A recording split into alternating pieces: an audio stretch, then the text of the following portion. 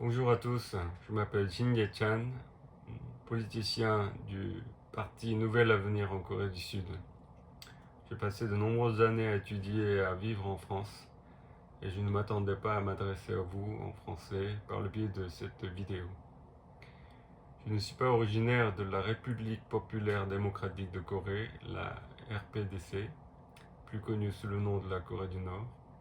Je suis originaire de la République de la Corée, RC, communément appelée la Corée du Sud. Voici le drapeau de la Corée du Sud. Voilà. Les gens ont tendance à se référer à la Corée du Nord et à la Corée du Sud en fonction de leur position géographique. L'une des questions les plus fréquentes que les Coréens entendent lorsqu'ils voyagent à l'étranger est nord ou sud. Au nord de la péninsule coréenne se trouve la Corée du Nord et au sud se trouve la Corée du Sud. Il est important de noter que le gouvernement nord-coréen préfère être appelé la République populaire démocratique de Corée.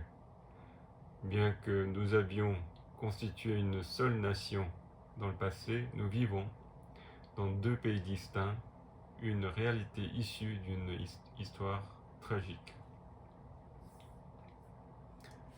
Chers citoyens de Paris, athlètes participant aux Jeux Olympiques de Paris et citoyens du monde entier, je tiens à exprimer mon regret pour l'erreur commise lors de la cérémonie d'ouverture des Jeux Olympiques de Paris, où la Corée du Sud a été appelée la République populaire démocratique de Corée.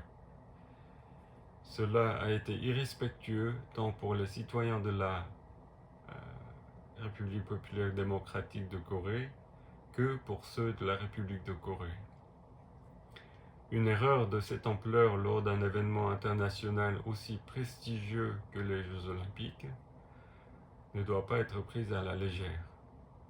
Ce n'est pas seulement un manque d'attention envers les pays participants, mais cela peut aussi être perçu comme une indication de leur insignifiance, ce qui n'est pas simplement olympique. Je souhaite que chaque nation participante soit reconnue et traitée avec respect et fierté sur la scène olympique. La Corée du Sud en particulier est un pays magnifique avec une histoire de plus de 5000 ans.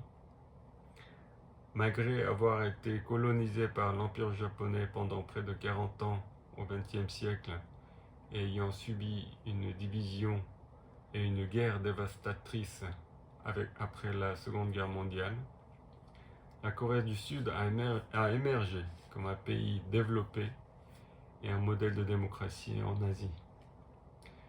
La culture coréenne est aujourd'hui aimée et appréciée dans le monde entier.